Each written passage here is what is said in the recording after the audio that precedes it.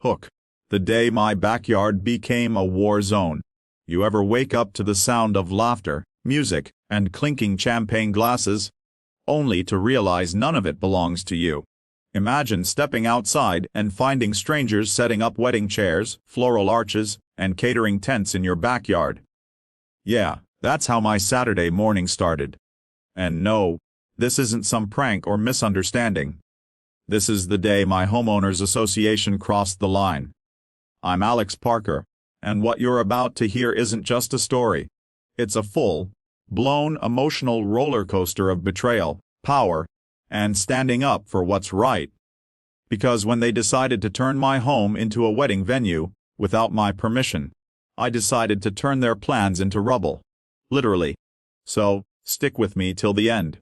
Because what started as chaos ended as something far bigger than revenge.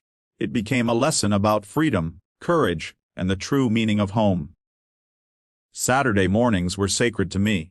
A cup of black coffee, my old dog Jasper at my feet, and the quiet hum of the neighborhood. I'd moved into my little two-story house 3 years ago, seeking peace after a messy divorce. The house wasn't fancy, but it was mine. Every nail, every creak in the floorboards, every scratch on the door told a piece of my story. So when I woke up that morning to the thumping beat of a pop song and the sound of people shouting directions, my first thought was, someone's throwing a party too early. I peeked through my blinds and froze. There were dozens of people in my backyard. Tents were being erected, folding chairs lined up in perfect rows. A man in a suit was barking orders, while a woman in a headset frantically checked a clipboard. I even saw a flower arch being hammered into the ground I'd just mowed yesterday. I threw on my robe and stormed outside. "Excuse me! What the hell is going on here?" The woman turned, flashing a smile that didn't reach her eyes. "Oh, hi! You must be the homeowner. Don't worry, we're almost done setting up. The ceremony starts at 3. "The ceremony?" I echoed. "What ceremony?" "The wedding, of course," she chirped, waving her clipboard. "Didn't you get the notice from the HOA?" My stomach dropped. Notice? No, I didn't, because I didn't agree to any of this. She blinked, visibly uncomfortable now. Well, I was told this property was approved by the HOA for today's event. You'll have to take it up with them." I didn't even bother answering. I grabbed my phone and dialed Frank Dalton, the HOA president, self-appointed neighborhood king, and general pain in everyone's life. He answered on the second ring, his voice as smug as ever. "Alex, good morning. Isn't it a beautiful day for a celebration?"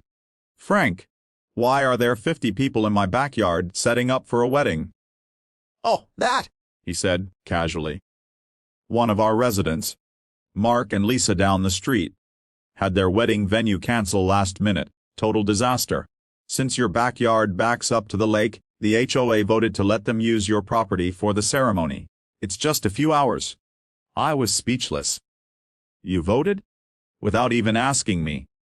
"Well, technically you didn't attend the last OA meeting," he said, as if that excused trespassing. "So, by default." "Be default," I interrupted. "Frank, that's illegal.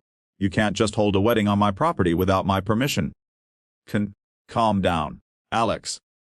You're being unreasonable," he said. "It's for the good of the community. Besides, they're paying a rental fee, part of which goes to neighborhood maintenance. You'll get your share?"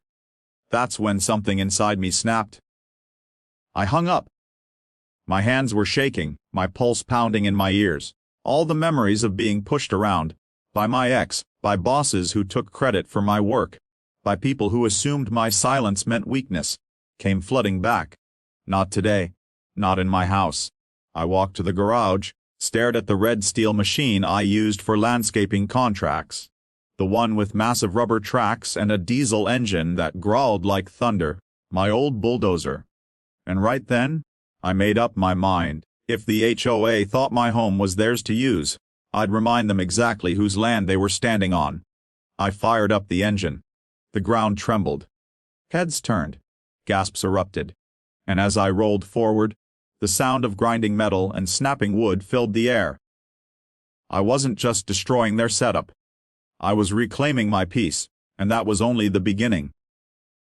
The sound of the bulldozer was deafening. Metal against wood, tents collapsing, and the collective gasp of 50 wedding guests frozen in shock.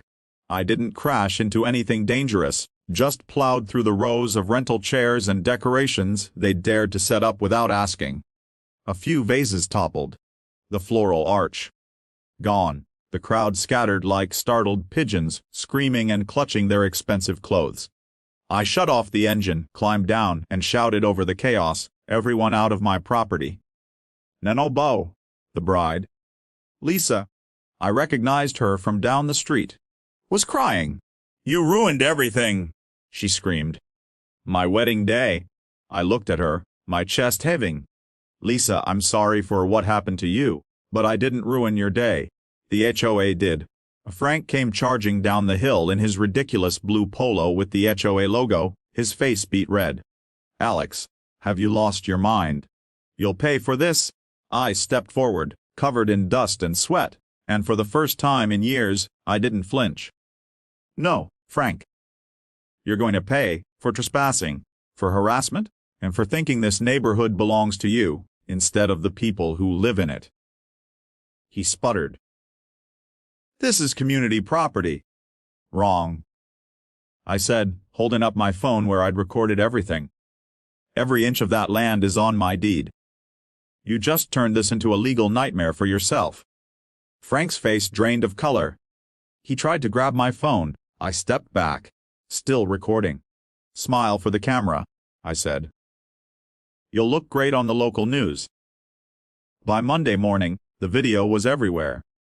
A friend had posted the footage online with the caption, "When the HOA goes too far." It exploded overnight. Thousands of comments poured in. Some cheering me on, others calling me crazy, but one thing was clear. People were tired of power, hungry OAs abusing homeowners. Local news vans parked outside my street. A reporter caught me as I was walking Jasper. "Mr. Parker, what do you have to say about the HOA's actions?" I looked into the camera. Home isn't just a building. It's a piece of your soul. No one has the right to take that from you. Not an HOA, not a neighbor, not anyone. The story caught fire nationwide. Legal experts weighed in, saying I was within my rights. The HOA's board was flooded with angry letters and withdrawal notices.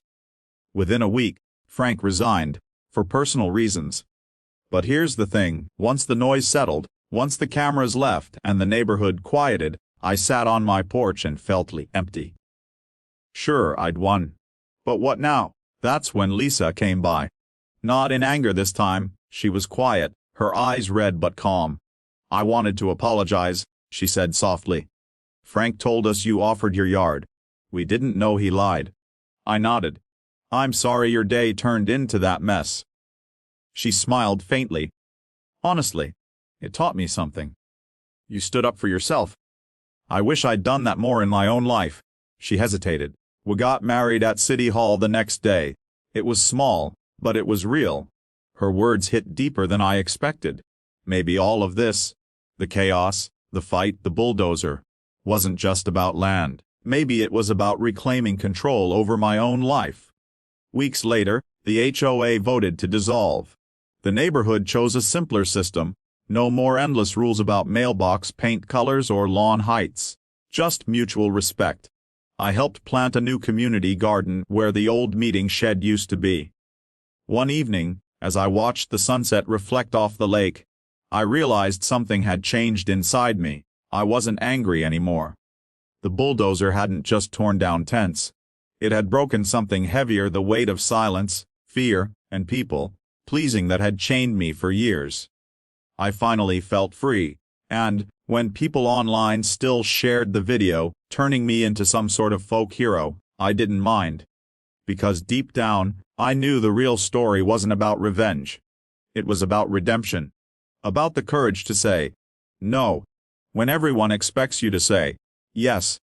About realizing that sometimes you have to tear down what's wrong before you can rebuild what's right. As I patted Jasper's head and watched him chase fireflies, I smiled and whispered, "We did it, old boy." Because home isn't where the HOA says you belong. It's where you finally stand your ground.